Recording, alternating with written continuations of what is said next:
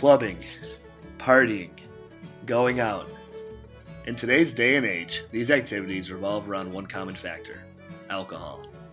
Consuming alcohol in this country has been a debate since the early 20th century, when the federal government passed the 18th Amendment banning the selling and distribution of alcohol. The country could not go without their booze, as speakeasies popped up in many different cities overnight. This amendment was repealed in 1933, ending the legal dryness of the United States. However, most of the states decided upon the minimum voting age of 18 as the legal age to consume and possess alcohol. After more and more was learned about the effects of alcohol on the body, the United States government decided to pass the National Minimum Drinking Act of 1984 as a part of a larger bill regarding highway funding. Failure to comply resulted in the loss of all funding for highways, so the national drinking age was raised to 21. Today, America's college culture has embraced drinking as a common nighttime activity, and as such has perpetuated the legal drinking age debate on campuses nationwide. Many college students have voiced their opinions on this issue, but they have not done so in an organized manner. With a unique opportunity to analyze our own school sentiments, we sat down and discussed this topic amongst ourselves as college kids, on behalf of college kids. The main question we asked was, what do you feel the national drinking age should be and why? Within our own group, we could not come to a consensus. After learning this, we decided to have our own discussion and analysis about the national minimum drinking age to present some of the many different opinions on this issue. So what do you recommend the minimum drinking age to be? So I think that it should be lowered from 21 to 18 for a few reasons. But I think the most important thing to do when we first lower it is to kind of do it incrementally. Move it down to 20, then to 19, to 18 to avoid what I would expect to be a spike immediately from the people that are newly able to drink.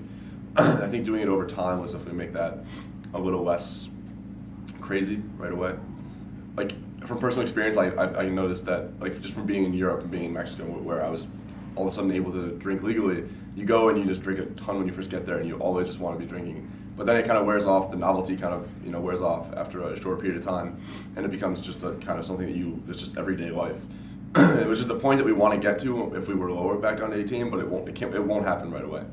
And the reason why it was initially increased to 21, I think, is that 21-year-olds are supposed to make better decisions than 18-year-olds, and I certainly haven't really seen that in my personal life. But it's really difficult to show that empirically whether that's true or not. So I believe the drinking age should be 18, just like it is in other countries. Other countries seem to be more progressive in this aspect, so I definitely think that we should lower it because 21 is a very, very high drinking age to have. But also my main reason, I guess, is that we become a legal adult at the age of 18. You can buy tobacco, you can vote, you can play the lottery. I don't understand why other regulated substances like alcohol is not allowed to be purchased at the age of 18. I think the drinking age should remain at 21 because I'm not the type of person that drink a lot, so for me it doesn't really matter.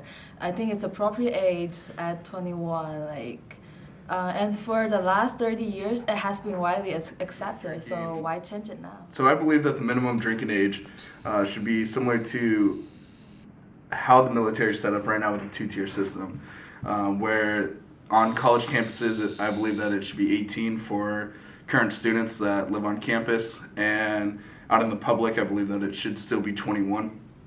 With this system, colleges would be able to provide a safer regulated drinking environment, and it would be able to teach younger students safer drinking habits that they would be able to carry with them later on in life.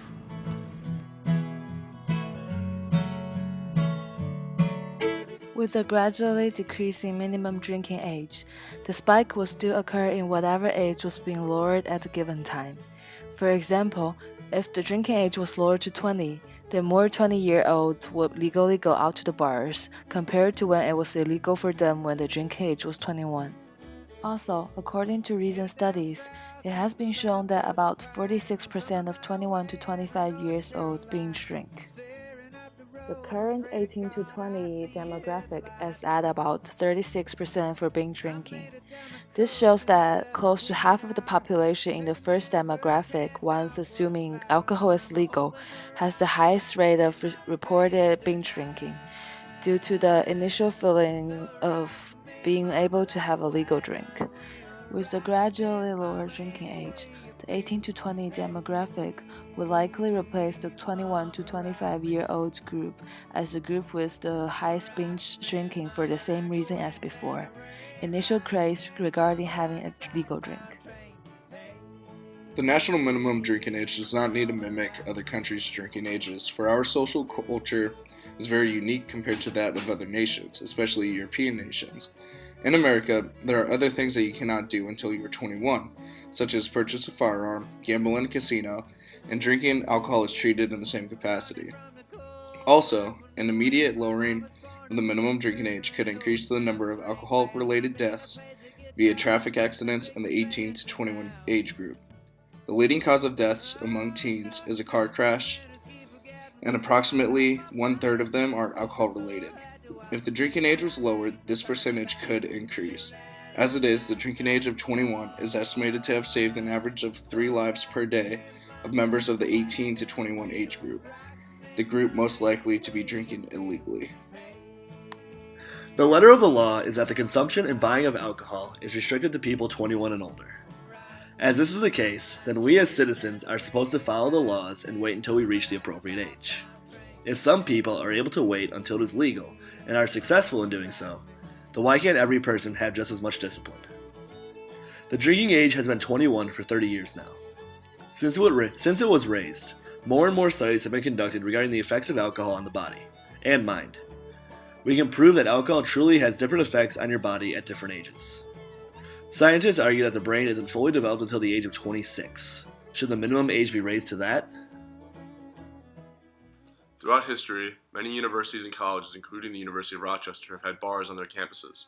Due to the increase of alcohol-related deaths and alcohol-related incidents, the higher education community began to shut the doors on their on-campus bars, among other things, to try to curtail the problem of alcohol-related incidents on their campuses. With the high rate of underage drinking incidents that occur on college campuses, this would decriminalize the alcohol aspect of getting caught and lower the demand for underage kids to consume high amounts of alcohol. So rock me